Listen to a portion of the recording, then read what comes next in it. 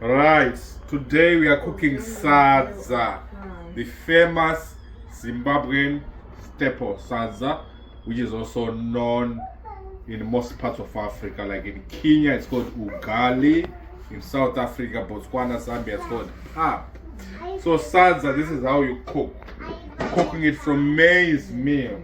So this is maize meal. It can be corn or corn meal, corn flour, right? So you put a little bit of just like half of this, half of the spoon. You put it in the pot.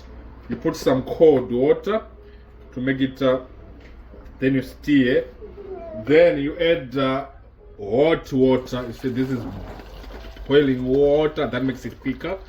Or you could have just put cold water there, but then it needs to start boiling. It will take time, so just put here. So that's the thing. So what you're gonna do next is to stir until it becomes thick. So it will take a couple of minutes just stirring until it becomes thick. Then it will start boiling, so I'm just gonna continue to do this until it becomes thick. Then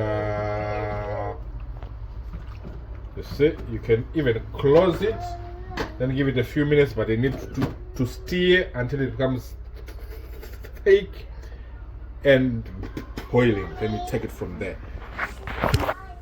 Right, so what you do, you continue stirring and stirring and stirring.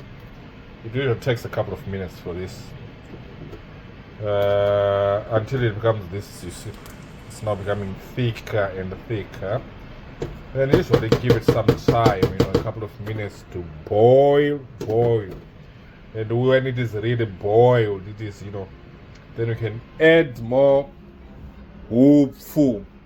It's called woopfu, or corn flour, woopfu in Shona. Then you add another spoon, and another spoon, and maybe a little half of that until it becomes this thick Sadza. So just stir until it becomes, thick Sadza. But the most important thing is that it needs to really boil, It needs to really boil. That's the Zimbabwean way of cooking. I understand the Kenyans, they cook it differently, but it needs really, to heat up and boil if you are to make good Sadza. So you give it some time. I'll give it a couple of minutes for it to heat up and boil before I can add more food here.